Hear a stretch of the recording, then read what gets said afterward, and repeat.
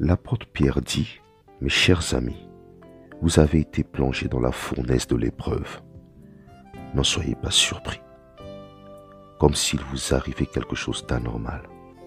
Au contraire, réjouissez-vous, car vous participez aux souffrances du Christ, afin d'être remplis de joie quand il paraîtra dans toute sa gloire. Si l'on vous insulte parce que vous appartenez au Christ, heureux êtes-vous, car l'Esprit glorieux, l'Esprit de Dieu, repose sur vous. » Lire 1 Pierre, le chapitre 4, les versets 12 à 14. Lorsque vous traversez des moments difficiles, vous avez la capacité, de la part de Dieu, d'être toujours dans la joie. Votre foi est plus précieuse que l'or pour Dieu.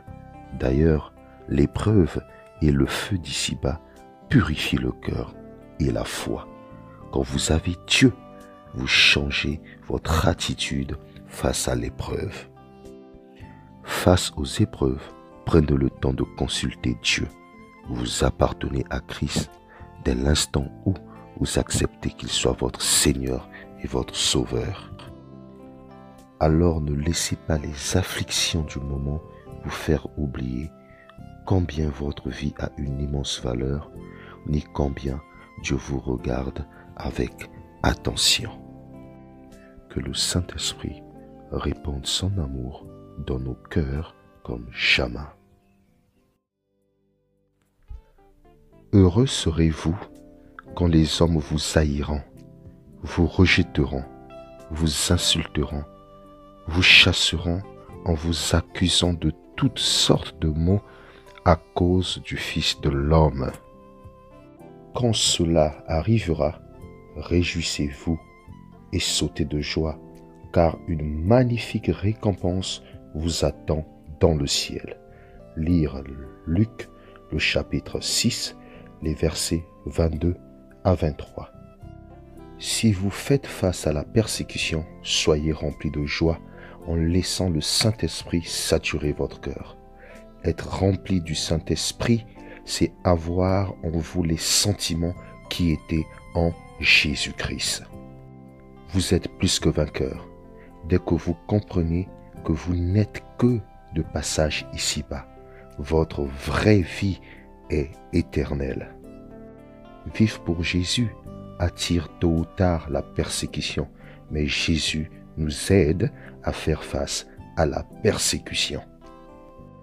Que le Seigneur Jésus soit pour nous un modèle, qu'il nous apprend à nous réjouir face à toutes les persécutions auxquelles nous faisons face. Amen. Notre Seigneur est Jésus-Christ. Il est le seul et l'unique capable d'ouvrir le ciel sur notre vie. Jésus dit dans Jean, le chapitre 14, les versets 12 à 14, « En vérité, je vous le dis, celui qui croit en moi fera aussi les œuvres que je fais, et il en fera de plus grandes, parce que je m'en vais au Père. Et tout ce que vous demanderez en mon nom, je le ferai, afin que le Père soit glorifié dans le Fils. Si vous demandez quelque chose en mon nom, je le ferai. » Le Seigneur Jésus dit que si nous demandons quelque chose en son nom, il le fera. Nous savons que cela implique que nous soyons en communion avec lui et que nous marchons à sa suite. Jésus-Christ désire que notre vie lui rende gloire. Il nous permet de marcher sous un ciel ouvert et de vivre la vie qu'il a pour nous. Que le Saint-Esprit répande son amour dans nos cœurs comme jamais. Lorsque l'ennemi se déchaîne contre vous, vous avez un protecteur en la personne du Saint-Esprit. La parole de Dieu dans Jean, le chapitre 14, le verset 26 dit « Mais le défenseur en justice, le Saint-Esprit, que le Père enverra en mon nom, vous enseignera toutes choses et vous rappellera tout ce que je vous ai dit moi-même. Marchez en tenant la main de l'Esprit Saint et vous ne serez pas un sans-abri spirituel. Ne laissez jamais l'ennemi de votre âme vous mentir. Ne le laissez pas vous faire croire que vous êtes seul ici-bas, sans direction et sans avenir. Le Saint-Esprit habite en vous et il vous dit continuellement: je ne te laisse pas orphelin, mais je fais de toi un enfant de Dieu. Lire Jean 14, 18 et Romains 8, 14 à 15. Que le Saint-Esprit répande son amour dans nos cœurs comme jamais. L'Esprit Saint est le coach parfait qui vous prépare pour chaque combat de votre vie. Vous n'êtes pas seul face aux combats et aux tempêtes de la vie. Vous avez le Saint-Esprit pour être victorieux. La vie n'épargne personne, car les combats font partie de notre vie terrestre, mais choisissons de ne pas la vivre dans la défaite. Prenez du temps pour prier avec l'aide précieuse de l'Esprit Saint. Si vous ne savez pas comment avoir la victoire dans certains domaines de votre vie, l'Esprit Saint sait exactement quoi faire et comment le faire. Faites-lui confiance. Alors, donnez-lui rendez-vous dans le lieu secret, dans ce lieu spirituel où vous pourrez être attentif à ce qu'il veut vous dire. Écoutez votre coach.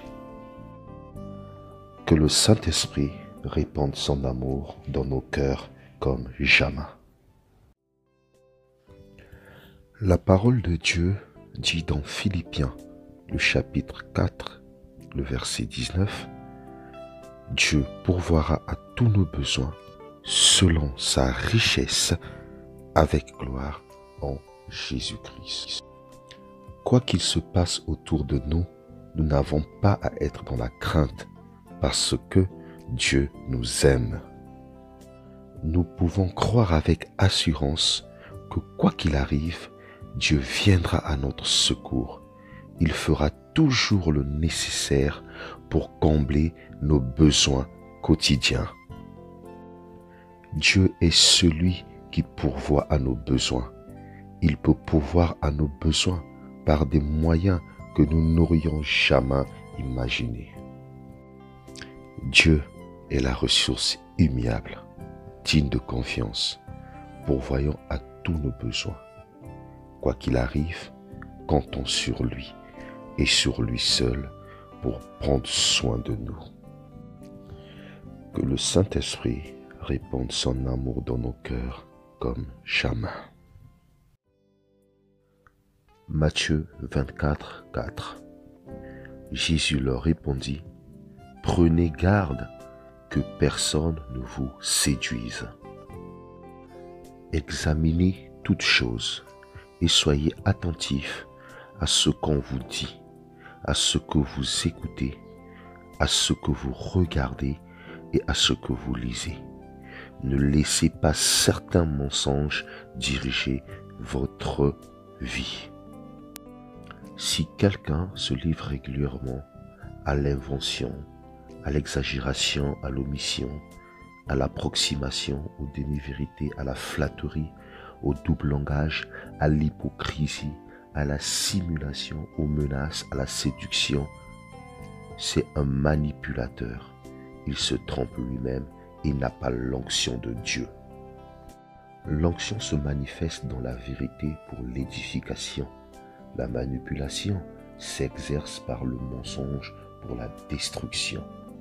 L'onction n'est au service que de Jésus.